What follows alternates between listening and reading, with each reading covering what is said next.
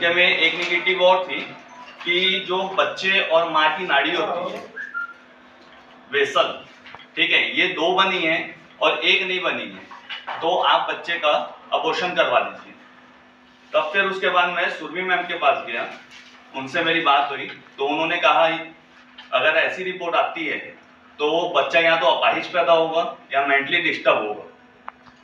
तब मैंने अपने बुजुर्गों से, अपने बड़े आदमियों से चर्चा की। फिर मैं भारत डायग्नोस्टिक गया। भारत डायग्नोस्टिक की रिपोर्ट में इसमें सामने शो कर रहा है नसल bone present 2.3 mm, 3 whistle code is seen.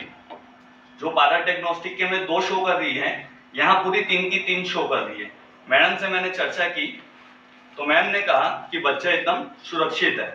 फिर मैं डॉक्टर सुरभि मोबे मैम के पास गया, उनसे मैंने दोनों रिपोर्टों को दिखाया तो doctor Surabhi ma'am Bharat diagnostic की रिपोर्ट को ही मानने तैयार थी, दूसरे को नहीं मान रही थी। उनका कहना था कि इसके लिए आप पहले रीचेकिंग के लिए एक बार रायपुर जाके फिर से सीटी स्कैन, एंटी स्कैन करवाएं पटेल मैम के पास। तो मैंने कहा मैम मैं अपने हिसाब से अब जहाँ भी चेकअप कराना होगा वहाँ करवाऊंगा। फिर मैं राजनंदपुर डायग्नोस्टिक सेंटर गया 7 तारीख को, वहाँ पर मैंने एंटी स्कैन कराया।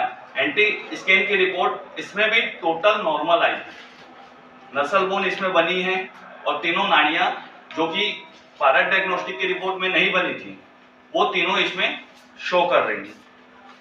उसके बाद मैं एक अदर डॉक्टर के पास में दुर्ग गया। दुर्ग में मैंने अपनी वाइफ का पूरा चेकअप करवाया। मेरी वाइफ टोटल नॉर्मल, ना कि बेड रेस्ट में, ना कोई एक्स्ट्रा ऐसी कोई मेडिसिन ले रही है जिससे उसको तकलीफ हो। और रिपोर्ट आने, जी हाँ, मैंने CHMO सर के पास इसकी शिकायत की है। कितने तारीख को शिकायत की?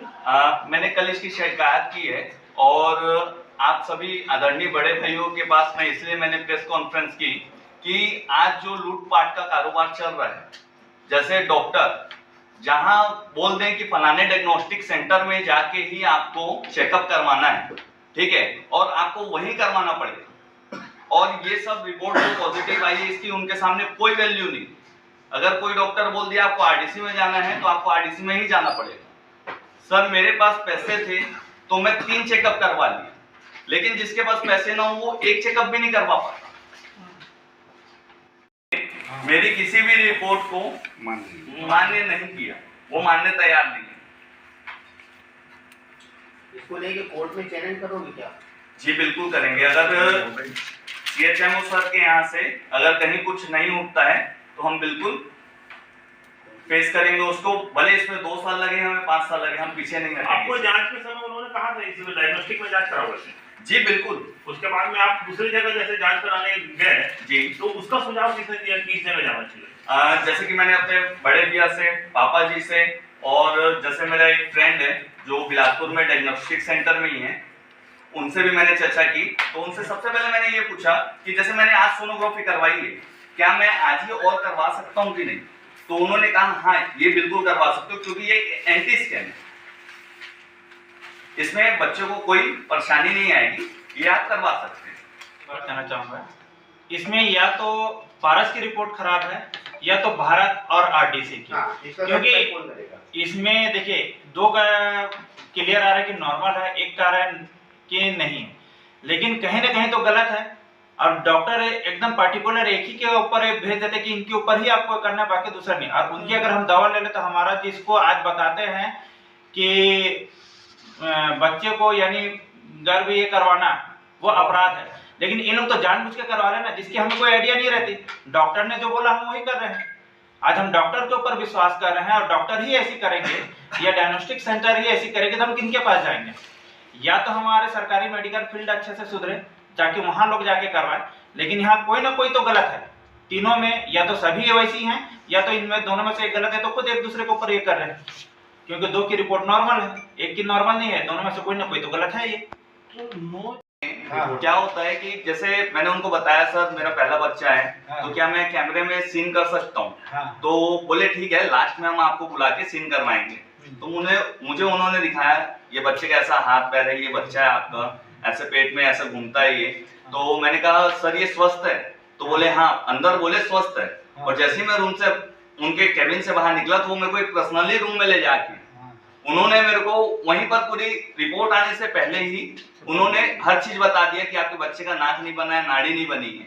और पहले भी मेरी आज एज 30 साल हो रही है, इसमें मेरा MRI भी हो चुका है, CT स्कैन भी हो चुका है एक्सीडेंट टाइम में। तो मैंने किसी भी सेंटर में अगर मैंने अपना CT स्कैन करवाया था या MRI कराई थी, वहां मैंने कंसल्ट किया था कि सर मेरी रिपोर्ट में क्या है, तो उन्होंने हमेशा एक ही चीज कही थी, आप अपने डॉक्टर से जाके कंसल्ट कीजिए। हमने अपनी रिपोर्ट बना दी। सर देखिए, हमारी संस्था तो पहले ये कि हर जरूरतमंद और जिन जो पीड़ित परिवार, हमारी संस्था की बहुत सारी ऐसी काम हो चुकी है, जैसे कोरोना काल में। दूसरी चीज, बेटी बचाओ अभियान में 2 लोगों को जो फांसी हुई है उसमें भी हम काम कर चुके हैं। और बस हम यही चाहते हैं जो हमारे संस्था के मेंबर के साथ में हो वो किसी भी परिवार के साथ ना हो। आज हम सक्षम है तो आज हम यहाँ तक पहुँचे, नहीं तो लोग तो यहाँ तक आने के लिए ही सोचेंगे। मैं आपसे बड़े पैमाने पर क्या करोगे जिससे इससे बचा जा सके, मेरा यही सवाल है। इसीलिए मैंने आपको बताया सर कि हम कलेक्टर में इसके लिए ज्ञापन सौंपेंगे ताकि ऐसे डॉक्टरों को ऊपर भी कार्रवाई हो जो पर्टिकुलर एक ही जगह भेज रहे हैं, वो पेशेंट को उनके मर्जी से भेजे कि वो जहां करवाना हो करवाए। उससे ये जो हो रही कि पर्टिकुलर कहीं जाते हो, जैसे आज हम आरोप लगा रहे हैं जो हमारे साथ हुआ, वो कोई ना लगा सके। क्योंकि अगर हम स्वतंत्र है, अगर आपने मुझे पारक भेजा और मैं अपने हिसाब से गया हूँ RDC में, अगर RDC की रिपोर्ट अगर ओके है तो उस हिसाब से ट्रीटमेंट किया जाए, ताकि डॉक्टर भी बोल सके कि भाई मैं वहाँ के रिपोर्ट के आधार पर मैंने किया। आज जैसे हम तो ब्लेम ही लगा रहे हैं ना, जो सही है उसके लिए हम ब्लेम लगा रहे हैं। नहीं, जो चीजें अंडरस्टूड है, जो चीजों को बोल रहे हो ना वहाँ भेजते तो अंडरस्टूड है, ठीक है। वो कोई लिखित में मेरे को नहीं लगता कि कोई भी देता होगा कि फाइनल डायग्नोस्टिक में जाओ तभी मैं रिपोर्ट देखूंगा, मेरे को तो ऐसा नहीं, लिखित में तो कोई नहीं देते सर, लेकिन आज ये अंडरस्टूड में बात होती है। आज ये सबको पता है, मेडिकल फील्ड में ऐसा नहीं कि आपको भी पता है कि पर्टिकुलर डॉक्टर अपने जांच के अंदर सबके बंधे हुए हैं। आप दूसरे जगह करा के लाओगे तो उसकी मान्य नहीं करते हैं। ये मुझे नहीं, पूरे पब्लिक को, पूरे प्रेस विभाग को, और कोई ऐसे अधिकारी नहीं है जिसको नहीं पता हो चीज। भैया ये सारे जो हैं ये प्राइवेट में लास्ट टाइम, ठीक है, मेरा एक बार CT स्कैन हुआ था, मेरे को 4000 रुपये बताया था, मैं सरकारी में गया था, ठीक है। वहां मेरा 1200 रुपये में कुछ में काम होता है या उससे भी कुछ कम लग रहे थे पैसे मेरे। मैं वहां से CT स्कैन अपना करवा के डॉक्टर के पास गया, डॉक्टर बोलते मैं यहाँ की रिपोर्ट नहीं मानता। कौन डॉक्टर था? सॉरी सर, उसके लिए मेरे पास अभी ये प्रूफ नहीं है कि मेरे पास अभी वो भी रिपोर्ट हो। ये है कि आज वहां पर हम किसी भी चेकअप के लिए जाएं तो कोई मान्य नहीं करता, ठीक। और उसके बाद में अगर वहां मेरे यहाँ का कोई पेशेंट नहीं क्यों ना हो, ठीक है, मेरा ट्रीट वैसा नहीं किया जाता जैसे एक प्राइवेट हॉस्पिटल में किया जाता है। बहुत बड़ी समस्या ये। मैं अगर नर्स को, मेरे को कोई तकलीफ हो रही है तो नर्स मेरे पास तुरंत नहीं आएगी 10 मिनट, वो सिस्टर को टाइम लगेगा आधा 1 घंटा, और भी तो पेशेंट है बोलते हैं, इतना स्टाफ नहीं है वहां पर, इतने टॉप चल रहा है। तो पिछले 2 माह से मैं डॉक्टर सुरभि मोबे जी के यहाँ अपनी वाइफ का चेकअप करवा रहा हूँ। उन्होंने मुझे एंटी स्कैन करवाने के लिए पारक डायग्नोस्टिक के बारे में बताया कि आप वहाँ जाएं। तो मैं पारक डायग्नोस्टिक में 5/1 को मैंने चेकअप करा अपनी वाइफ का, और रिपोर्ट आने से पहले ही डॉक्टर नरेश मोटवानी जी ने मुझे ये बोला कि आपके बच्चे का नाक नहीं बना है, और 3 नाड़ियाँ रहती है बच्चे और माँ के बीच में, उनमें से 2 बनी है, 1 नहीं बनी, ठीक है। तो आप बच्चे का अबॉर्शन करवाएं तो वो ज़्यादा बेस्ट रहेगा, नहीं तो मेंटली रिटायर्ड बच्चा होगा या अपंग होगा, ठीक है। फिर उसके बाद मैंने अपने कुछ भाइयों से, बुजुर्गों से सलाह ली कि क्या मुझे एक और करवाना चाहिए चेकअप एंटी स्कैन।